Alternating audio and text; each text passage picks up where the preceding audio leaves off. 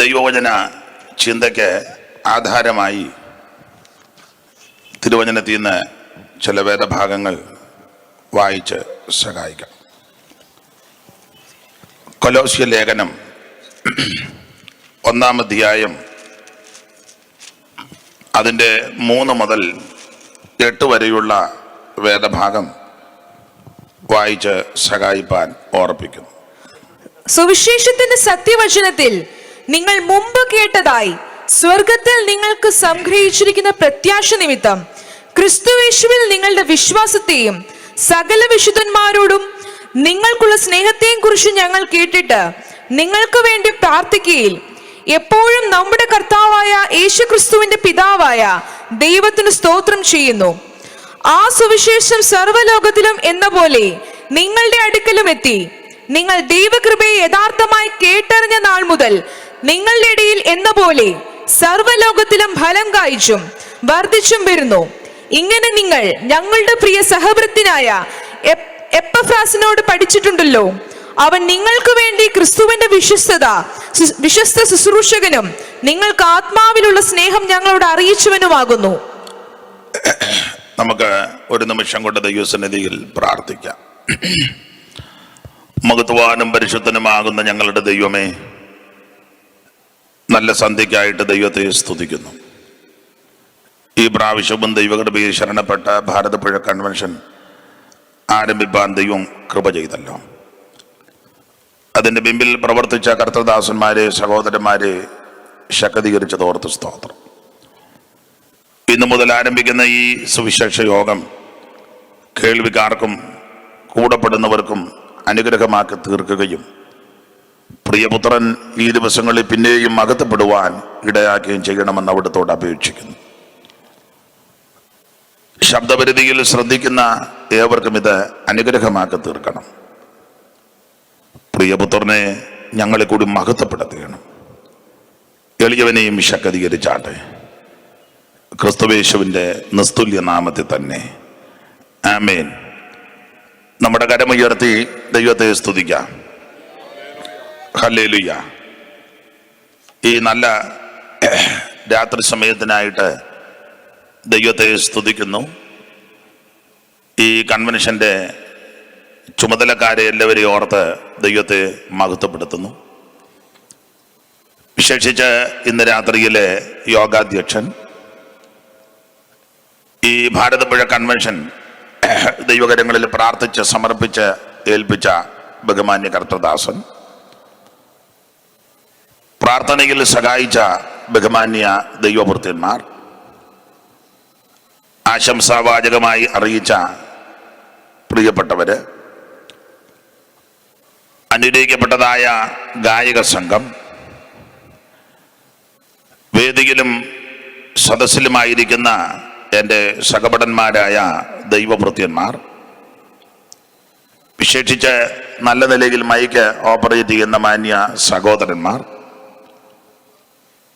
ഈ ശുശ്രൂഷ വിവിധ ഇടങ്ങളിലേക്ക് ഈ ദിവസങ്ങളിൽ പകർത്തിക്കൊണ്ടിരിക്കുന്ന ചുമതലപ്പെട്ടവർ, ഈ മണൽപ്പരപ്പിൽ പ്രാർത്ഥനയോടെ വിവിധ സ്ഥലങ്ങളിൽ നിന്ന് എത്തിച്ചേർന്നിരിക്കുന്ന ബഹുമാന്യരായ ദൈവകുഞ്ഞുങ്ങൾ, എല്ലാവർക്കും വേഗം വരുന്ന ക്രിസ്തുവേശുവിൻ്റെ നിസ്തുല്യ നാമത്തിൽ ഈ സന്ധ്യയിൽ വന്ദനം ചൊല്ലുന്നു. വീണ്ടും ഇങ്ങനെ കർത്താവിൻ്റെ സാക്ഷ്യം വഹിപ്പാൻ ഈ സ്ഥലത്ത് ഇങ്ങനെ സന്ദർഭം ലഭിച്ചതോർത്ത് ദൈവത്തെ മഹത്വപ്പെടുത്തുന്നു. അതിന് ക്ഷണിച്ച പ്രിയപ്പെട്ടവർക്ക് വിശേഷമായ നന്ദി വീണ്ടും രേഖപ്പെടുത്തുന്നു. ദൈവം നിങ്ങളെ അനുഗ്രഹിക്കട്ടെ. ഈ പ്രാവശ്യത്തെ യോഗത്തിൻ്റെ പ്രാരംഭ ദിവസമാണ്. എനിക്കും വരുവാൻ ഇടയായതിൽ കർത്താവിനും മഹത്വം. ഇങ്ങനെ ദൂരത്തിരിക്കുന്നത് കൊണ്ട് സാധാരണ നമ്മുടെ യോഗങ്ങളുടെ ഒരു അന്തരീക്ഷവും പ്രതീതിയും എനിക്ക് അനുഭവപ്പെടുന്നില്ല. തന്നെയല്ല, ഈ ലൈറ്റ് കണ്ണ് അങ്ങ് മഞ്ഞിച്ച് നിൽക്കുക, അതുകൊണ്ട് കാണാനും മേലാര്. ബലിയാൻ പറഞ്ഞതുപോലെ കണ്ണടച്ചിരിക്കുന്ന പുരുഷൻ ഇന്ന് അങ്ങനെ തോന്നുന്നത്. എല്ലാവരെയും ദൈവം ഇന്ന് രാത്രി അനുഗ്രഹിക്കട്ടെ. വളരെ പരിചിതമായ ചില വേദശകലമാണ് ഇന്ന് രാത്രിയിലെ തിരുവചന ചിന്തയ്ക്ക് ആധാരമായിട്ട് വായിച്ചത്. കൊലോസ്യ ലേഖനം 1-ാം അധ്യായത്തിൻ്റെ 3 മുതൽ 8 വരെയുള്ള വാക്യശകലങ്ങളാണല്ലോ. വളരെ പ്രാർത്ഥനയോടും ദൈവാശ്രയ ബോധത്തോടെ നമുക്ക് ദൈവസന്നിധിയിലായിരിക്കാം. ദൈവവചനത്തിൽ നിന്ന് രാത്രി ശാന്തമായിട്ട് ദൈവം നമ്മോട് ഇടപെടട്ടെ.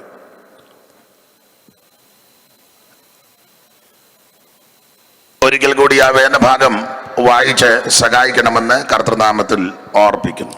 സുവിശേഷത്തിന്റെ സത്യവചനത്തിൽ നിങ്ങൾ മുമ്പ് കേട്ടതായ സ്വർഗത്തിൽ നിങ്ങൾക്ക് സംഗ്രഹിച്ചിരിക്കുന്ന പ്രത്യാശ നിമിത്തം ക്രിസ്തുയേശുവിൽ നിങ്ങളുടെ വിശ്വാസത്തെയും സകല വിശുദ്ധന്മാരോടും നിങ്ങൾക്കുള്ള സ്നേഹത്തെയും കുറിച്ച് ഞങ്ങൾ കേട്ടിട്ട് നിങ്ങൾക്ക് വേണ്ടി പ്രാർത്ഥിക്കയിൽ എപ്പോഴും നമ്മുടെ കർത്താവായ യേശുക്രിസ്തുവിന്റെ പിതാവായ ദൈവത്തിന് സ്തോത്രം ചെയ്യുന്നു. ആ സുവിശേഷം സർവ്വലോകത്തിലും എന്ന പോലെ നിങ്ങളുടെ അടുക്കലും എത്തി. നിങ്ങൾ ദൈവകൃപയെ യഥാർത്ഥമായി കേട്ടറിഞ്ഞ നാൾ മുതൽ നിങ്ങളുടെ ഇടയിൽ എന്ന പോലെ സർവ്വലോകത്തിലും ഫലം കായ്ച്ചും വർദ്ധിച്ചും വരുന്നു. ഇങ്ങനെ നിങ്ങൾ ഞങ്ങളുടെ പ്രിയ സഹവൃത്തിനായ എപ്പഫ്രാസിനോട് പഠിച്ചിട്ടുണ്ടല്ലോ. അവൻ നിങ്ങൾക്ക് വേണ്ടി ക്രിസ്തുവിന്റെ വിശ്വസ്ത ശുശ്രൂഷകനും നിങ്ങൾക്ക് ആത്മാവിനാലുള്ള സ്നേഹം ഞങ്ങളോട് അറിയിച്ചവനുമാകുന്നു. ഒരിക്കൽ കൂടി നമ്മുടെ കരമുയർത്തി കർത്താവിന് മഹത്വം കൊടുക്കാം. ശക്തിയോട് ദൈവത്തെ സ്തുതിച്ചാട്ടെ. എത്ര നാൾ ചതിച്ചുകൊള്ളും പിശാചി ലോകം, എത്ര നാൾ ഭരിച്ചുകൊള്ളും, എത്ര നാൾ ചതിച്ചുകൊള്ളും പിശാചി ലോകം, എത്ര നാൾ ഭരിച്ചുകൊള്ളും,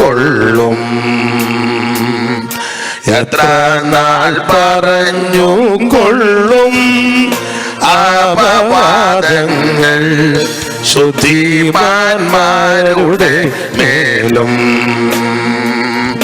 എത്ര നാൾ പറഞ്ഞും കൊള്ളും അപവാദങ്ങൾ ശുദ്ധിമാന്മാരുടെ മേലും.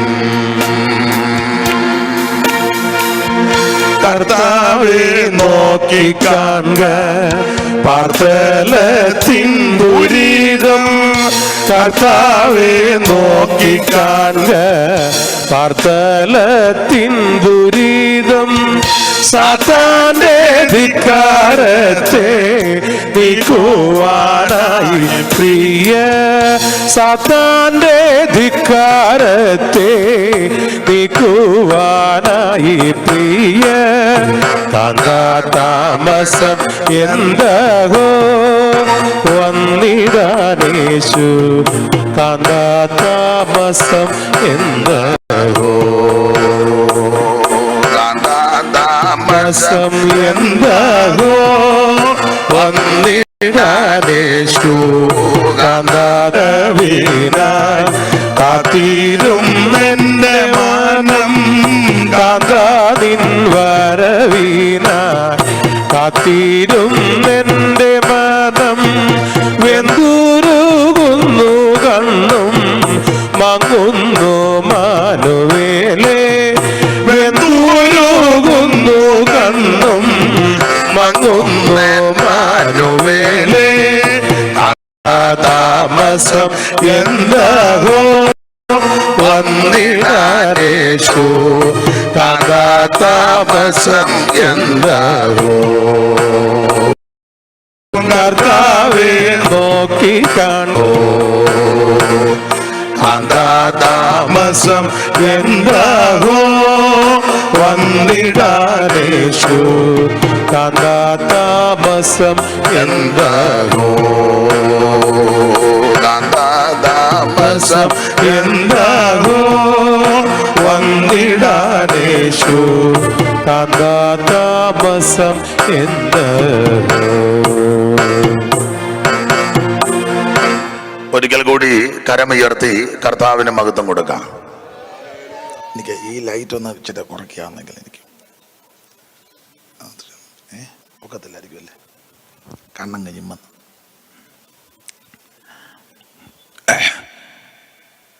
ഇന്ന് രാത്രിയിലെ തിരുവചന ചിന്തയ്ക്ക് ആധാരമായിട്ട് വായിച്ചത് കൊലോസ്യ ലേഖനം 1-ാം അധ്യായത്തിന്റെ 1 മുതൽ 3 മുതൽ 8 വരെയുള്ള വേദശകലമാണല്ലോ.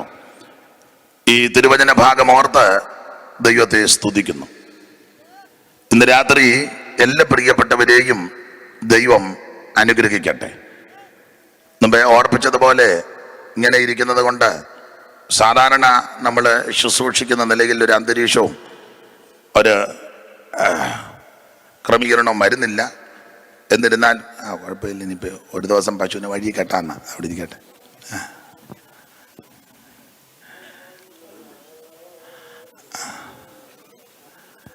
അതിനെ തിരിച്ച് മൊത്തം പോകരുത്, മതി, ഞാനങ്ങ് കണ്ണടച്ച് നിന്നോളാം. എൻ്റെ കണ്ണടണ വന്നേ ഉള്ളല്ലോ. നിങ്ങൾ പൊക്കോ അവിടെ ഇരുന്നോട്ട്, ഇനി ഒന്നും ചെയ്യണ്ട.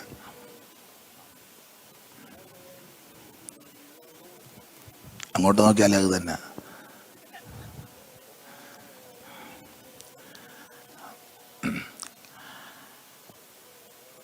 അവിടെ ഇന്ന് രാത്രി നമുക്ക് തിരുവചനത്തിൽ നിന്ന് അല്പസമയങ്ങൾ ചിന്തിക്കാം.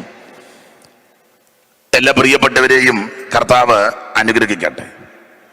ചില വർഷങ്ങളായി ഇവിടെ നടത്തപ്പെടുന്ന ഈ യോഗങ്ങൾ ഈ ദേശത്തിനും കൂടപ്പെടുന്ന എല്ലാവർക്കും അനുഗ്രഹമായി തീർക്കുന്നത് ഓർത്ത് ദൈവത്തെ സ്തുതിക്കുന്നു. അതുകൊണ്ടും ഇന്ന് രാത്രിയിലും വരും ദിവസങ്ങളിലും കർത്താവ് ചെയ്യേണ്ടതിന് വളരെ പ്രാർത്ഥനയോടെ നമുക്ക് ദൈവസന്നിധിയിലായിരിക്കാം. കർത്താവിന് മഹത്വം. ഇന്ന് രാത്രി ഇവിടെ വായിച്ച് കേൾക്കപ്പെട്ടതായ തിരുവചന ഭാഗം വളരെ പരിചിതമായ ചില വേദശകലമാണ്.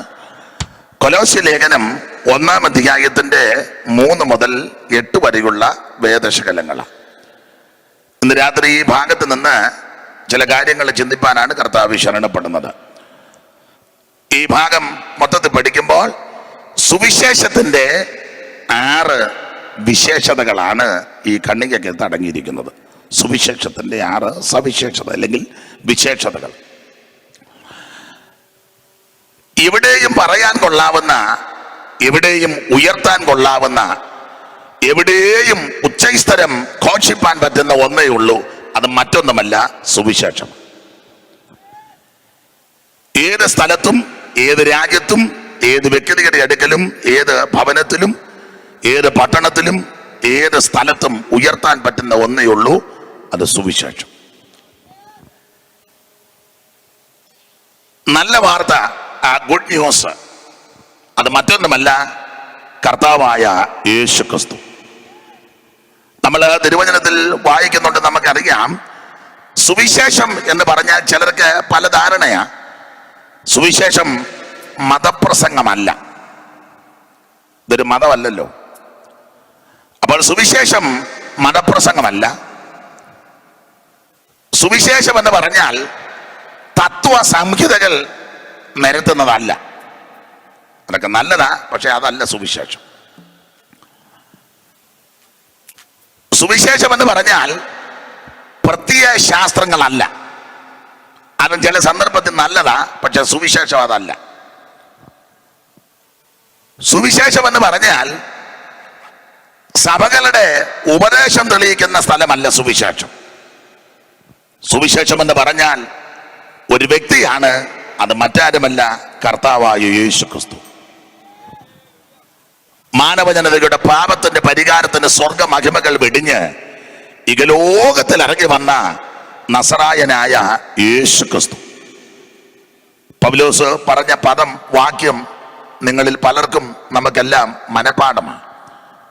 ദാവീദിന്റെ സന്തതിയായി ജനിച്ച് മരിച്ച് ഉയർത്തെഴുന്നേറ്റ യേശു ക്രിസ്തുവിനെ ഓർത്തുകൊള്ളുവീൻ, അതാകുന്നു ഞങ്ങളുടെ സുവിശേഷം. ആ സുവിശേഷം എല്ലാ സ്ഥലത്തും ഉയർത്തുവാൻ, പറയുവാൻ ദൈവം നൽകുന്ന കൃപകൾ ഓർത്ത് ഞാൻ ദൈവത്തെ സ്തുതിക്കുന്നു. അതുകൊണ്ട് ഇന്ന് രാത്രി നമ്മൾ ശാന്തമായിട്ട് അല്പസമയങ്ങൾ ചിന്തിക്കാൻ പോകുന്ന ചെറിയ വിഷയം സുവിശേഷത്തിന്റെ 6 വിശേഷതകൾ, 6 സവിശേഷതകൾ. കൊലോസ്യ ലേഖനം 1-ാം അധ്യായത്തിന്റെ 3 മുതൽ 8 വരെയുള്ള വാക്യമാണ് ഇതിന് ആധാരമായിട്ട് വായിച്ചത്. നമുക്കറിയാം, പുതിയ നിയമത്തിലെ 21 ലേഖനങ്ങളുണ്ട്. റോമാലേഖനം മുതൽ യൂദയുടെ ലേഖനം വരെ 21 ലേഖനം. ഇതില് സിംഹഭാഗ ലേഖനങ്ങളും ദൈവത്തിന്റെ ദാസനായ പൗലോസിനാൽ എഴുതപ്പെട്ട ഈടുറ്റ ലേഖനങ്ങളാണ്. പൗലോസിന്റെ ലേഖനങ്ങളെ ദൈവശാസ്ത്രപരമായിട്ട് പഠിക്കുമ്പോൾ രക്ഷാശാസ്ത്രപരമായ ലേഖനമുണ്ട്, ക്രിസ്തുശാസ്ത്രത്തെ പ്രകീർത്തിക്കുന്ന ലേഖനമുണ്ട്, സഭാശാസ്ത്രപരമായി പഠിക്കുന്ന ലേഖനമുണ്ട്, അന്ത്യകാല ശാസ്ത്രപരമായ ലേഖനങ്ങളുമുണ്ട്. അതില് രക്ഷാ തത്വശാസ്ത്രപ്രകാരമുള്ള ലേഖനമാണ് നമുക്കറിയാം റോമാലേഖനവും കൊരിന്ത്യർക്ക് എഴുതിയ 1-2 ലേഖനവും രക്ഷാ തത്വശാസ്ത്രപ്രകാരമുള്ള ലേഖനമാണ്. എന്താണ് രക്ഷ, എന്താ രക്ഷിക്കപ്പെടുക എന്ന് പറഞ്ഞാൽ ആരാണ് രക്ഷിതാവ്, ആരാണ് രക്ഷിക്കുന്നവൻ? രക്ഷയ്ക്ക് നിദാനമായ ഘടകം എന്ന് പറഞ്ഞാൽ ഭൗതിക വസ്തുക്കൾ കൊടുത്തു വല്ലതും രക്ഷ സ്വായത്തമാക്കാൻ സാധ്യമാകുമോ? എങ്ങനെയാണ് രക്ഷിക്കപ്പെടുന്നത്? ആരാണ് രക്ഷിതാവ്? ആ രക്ഷ നഷ്ടപ്പെടുമോ നഷ്ടപ്പെടുകയില്ലയോ ഇത്യാദി വിഷയങ്ങളാണ് രക്ഷാശാസ്ത്രത്തിൽ നാം പഠിക്കുന്നത്. അറിവുള്ള കാര്യമാണെങ്കിൽ ഒന്നുകൂടെ പറയാം, രക്ഷിതാവ് ഒരുവനേ ഉള്ളൂ, നസറായനായ യേശു ക്രിസ്തു. രക്ഷിപ്പാൻ കഴിവുള്ള ഒരുവനേ ഉള്ളൂ, കർത്താവായ യേശു ക്രിസ്തു. ആ യേശു ക്രിസ്തുവിൽ കൂടി മാത്രമേ മാനവ ജനതയ്ക്ക് രക്ഷയുള്ളൂ. അടുത്തത് ക്രിസ്തുശാസ്ത്രത്തെ കീർത്തിക്കുന്ന ലേഖനങ്ങളാണ്.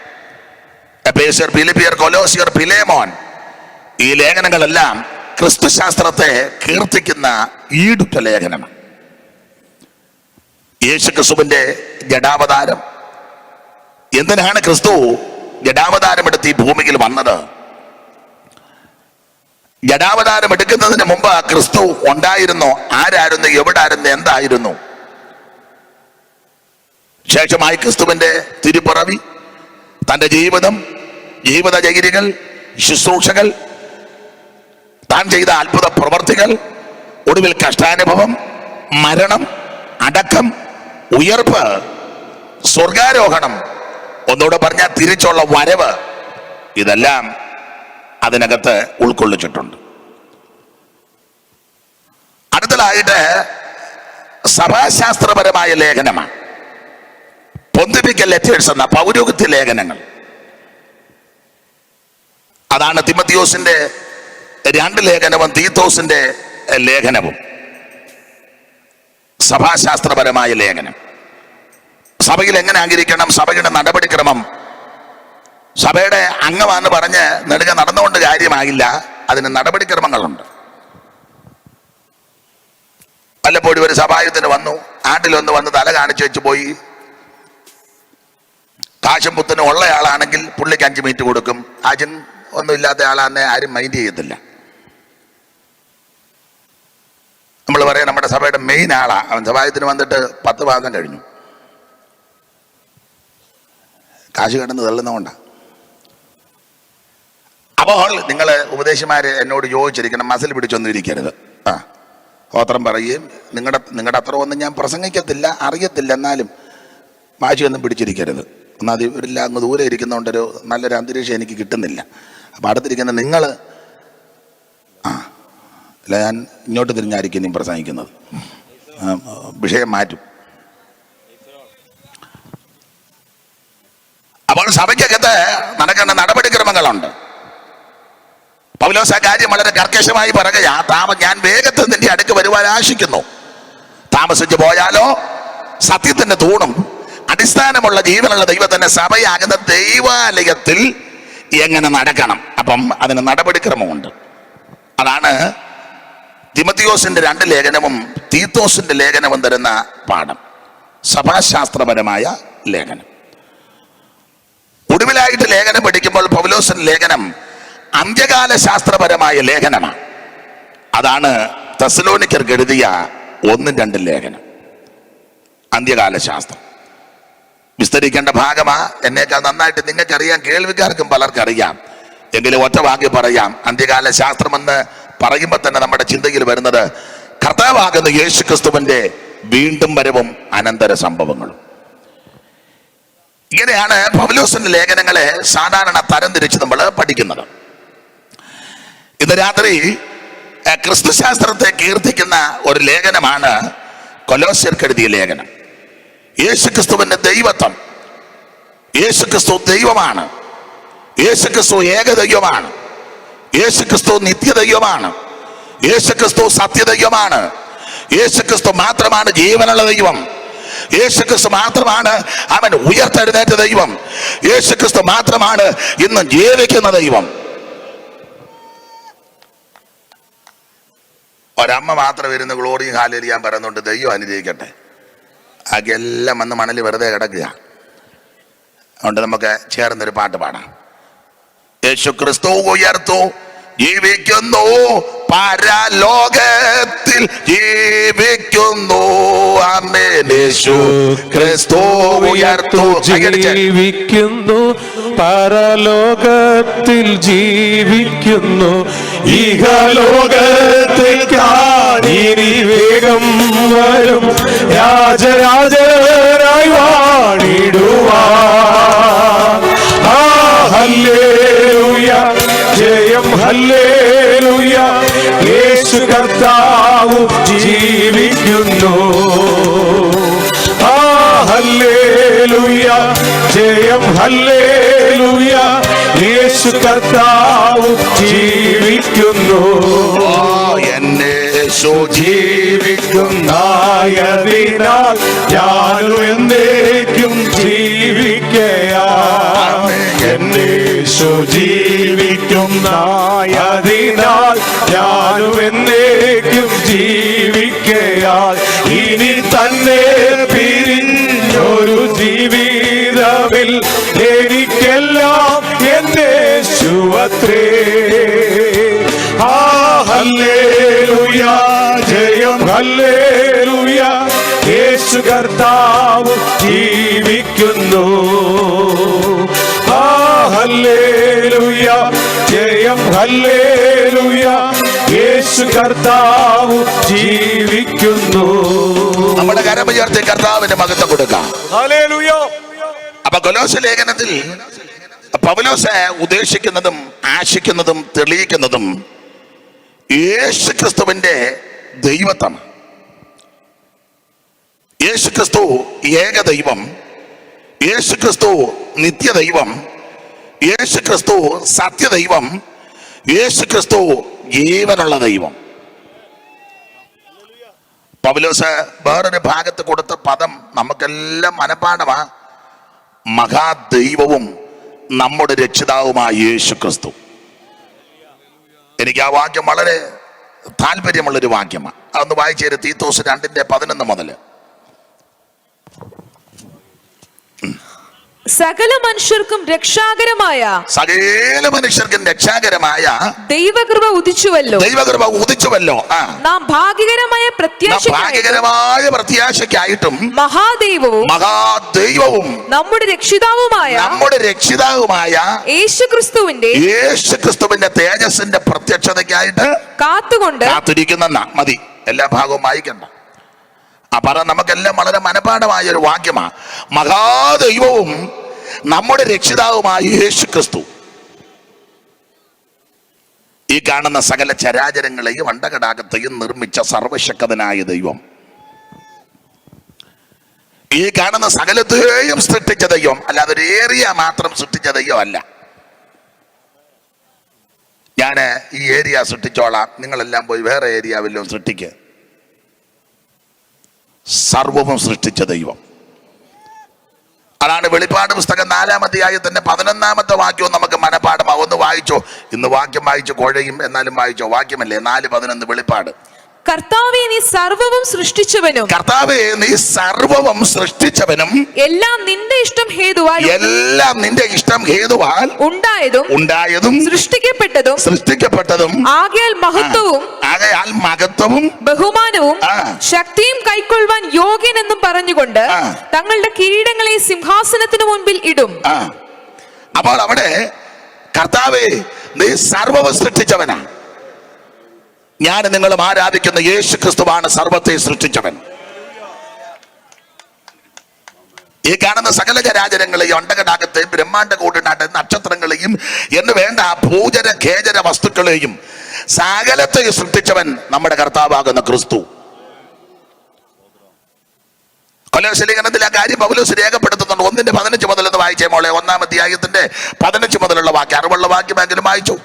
അവൻ അദൃശ്യനായ ദൈവത്തിന്റെ പ്രതിമയും, അവൻ അദൃശ്യനായ ദൈവത്തിന്റെ പ്രതിമയും സർവ സൃഷ്ടിക്കും ആദിജാതനുമാകുന്നു. സർവ സൃഷ്ടിക്കും ആദിജാതനാ ക്രിസ്തു. അതുകൊണ്ട് നമ്മുടെ ഈ ആയുസ് നമുക്ക് ലഭിച്ച ഏറ്റവും വലിയ ഭാഗ്യം സർവ സൃഷ്ടിക്കും ആദിജാതനായ, സർവത്തെ സൃഷ്ടിച്ചവനായ, സർവത്തെ നിയന്ത്രിക്കുന്നവനായ, സർവചരാചരങ്ങളെ നിർമ്മിച്ചവനായ, സർവശക്തനായ യേശു ക്രിസ്തുവിനെ ആരാധിക്കുന്നതും സേവിക്കുന്നതുമാ ഏറ്റവും വലിയ ഭാഗ്യം. അതിന് എന്നെ കേൾക്കുന്ന പ്രിയപ്പെട്ടവർക്കും ദൈവം കൃപ നൽകട്ടെ. അതേ സമയത്ത് ഞാൻ ഭയപ്പെടുന്നു 9 മണിക്ക് മുൻപ് തന്നെ പ്രസംഗം നിർത്തും. കർത്താവിന് മഹത്വം. ദൂരെ പോകേണ്ടവരുണ്ടല്ലോ. തന്നെയല്ല, ഇത് പ്രാരംഭ ദിവസമാണ്. അപ്പം അതിൻ്റെതായ പല ക്രമീകരണങ്ങളുണ്ട്. ദൈവം ഈ പ്രാരംഭ ദിവസമാണല്ലോ സ്റ്റാർട്ടിങ് പ്രോബ്ലം ഒക്കെ ഉണ്ടാകുന്നത്. അപ്പം അത് പല കാര്യങ്ങളുണ്ട്. അതുകൊണ്ട് ഇന്ന് ദീർഘമാക്കുന്നില്ല. അപ്പോൾ യേശു ക്രിസ്തു ദൈവമാണ്, ജീവനുള്ള ദൈവം. ക്രിസ്തു ദൈവമല്ലെന്ന് പറയുന്ന പഠിപ്പിക്കുന്ന ചില ഗ്രൂപ്പുകളുണ്ട്. ഈ ഏരിയയിലുണ്ടോ എന്നറിയത്തില്ല. അവരെ സാക്ഷിക്കാരെന്നാ പറഞ്ഞത്. സാക്ഷി നിങ്ങൾ പൂരിപ്പിച്ചാൽ മതി.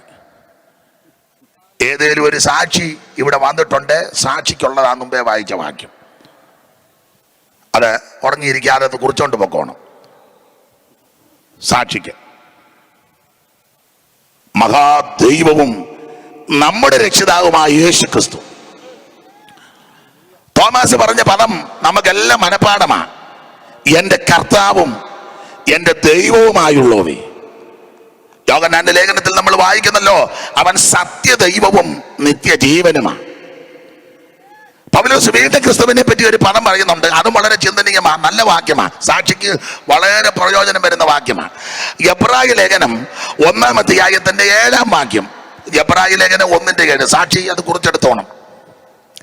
അവൻ കാറ്റുകളെ തന്റെ ദൂതന്മാരും അഗ്നിശാലയെ തന്റെ ശുശ്രൂഷകന്മാരുമാക്കുന്നു എന്ന് ദൂതന്മാരെ കുറിച്ച് പറയുന്നു. അടുത്തത് പുത്രനോടോ, അടുത്ത വാക്യം പുത്രനോടോ, ദൈവമേ നിന്റെ സിംഹാസനം എന്നും എന്നേക്കുമുള്ളത്. പുത്രനെ സംബോധന ചെയ്ത് പറയുക. പുത്രനോടോ, ദൈവമേ നിന്റെ സിംഹാസനം എന്നും എന്നേക്കുമുള്ളത്. അവൻ അദൃശ്യനായ ദൈവത്തിന്റെ പ്രതിമയാ. അവൻ ദൈവമാ. അവൻ ജീവനുള്ള ദൈവമാ, സത്യദൈവമാ, ഏകദൈവമാ, ജീവിക്കുന്ന ദൈവമാ. യേശുക്രിസ്തു മാത്രം ദൈവം. പഞ്ചഭൂത നിർമ്മാതാവായി വഞ്ചനയില്ലാത്തവനായി, പഞ്ചഭൂത നിർമ്മാതാവായി വഞ്ചനയില്ലാത്തവന, കിഞ്ചിതരം കൊണ്ടഖില സഞ്ചയങ്ങൾ സൃഷ്ടി ചെയ്തോൻ, കിഞ്ചിതരം കൊണ്ടഖില സഞ്ചയങ്ങൾ സൃഷ്ടി ചെയ്തോൻ, ഏകസത്യ ദൈവമേയുള്ളൂ ഭൂവാസികളെ, ഏകസത്യ ദൈവമേയുള്ളൂ ഭൂവാസികളെ, ഏകസത്യ ദൈവമേയുള്ളൂ. ഏകസത്യ ദൈവമൊന്ന്, ഏകരക്ഷിതാവുമൊന്ന്, ഏകസത്യ ദൈവമൊന്ന്, ഏകരക്ഷിതാവുമൊന്ന്, ഏകസത്യവേദമൊന്ന്, ഏകരക്ഷാമാർഗമൊന്ന്, ഏകസത്യദൈവമൊന്ന്, ഏകരക്ഷാമാർഗമൊന്ന്, ഏകസത്യ ദൈവമേയുള്ളൂ ഭൂവാസികളെ, ഏകസത്യ ദൈവമേയുള്ളൂ ഭൂവാസികളെ, ഏകസത്യ ദൈവമേയുള്ളൂ ഭൂവാസികളെ, ഏകസത്യ ദൈവമേയുള്ളൂ. കരമയ ഉയർത്തി കർത്താവിന് മഹത്വം കൊടുക്കാം. അപ്പൊ യേശു ക്രിസ്തു ഏക ദൈവം. ഈ മഴ ഈ പരുവത്തിന് നന്നായി വരുന്നുണ്ട്. യേശു ക്രിസ്തു ഏക ദൈവം, യേശു ക്രിസ്തു നിത്യദൈവം, സത്യദൈവം. അപ്പൊ ക്രിസ്തുവേശുവിന്റെ ദൈവത്വമാണ് പൗലോസ് ഈ കൊലോസ്യ ലേഖനത്തിൽ തെളിയിക്കുന്നത്. ആട്ടെ, നമ്മൾ എടുത്ത വാക്യത്തോട് കൂറു പുലർത്തണമല്ലോ. എൻ്റെ ചിന്താവിഷയം ഈ 1-3 മുതൽ 8 വരെയുള്ള വാക്യശകലങ്ങളിൽ സുവിശേഷത്തിന്റെ 6 വിശേഷതകൾ അല്ലെങ്കിൽ 6 സവിശേഷതകൾ. സുവിശേഷം എന്ന് പറഞ്ഞാൽ കർത്താവാകുന്ന യേശു ക്രിസ്തു. ഈ നല്ല വാർത്ത അതാ.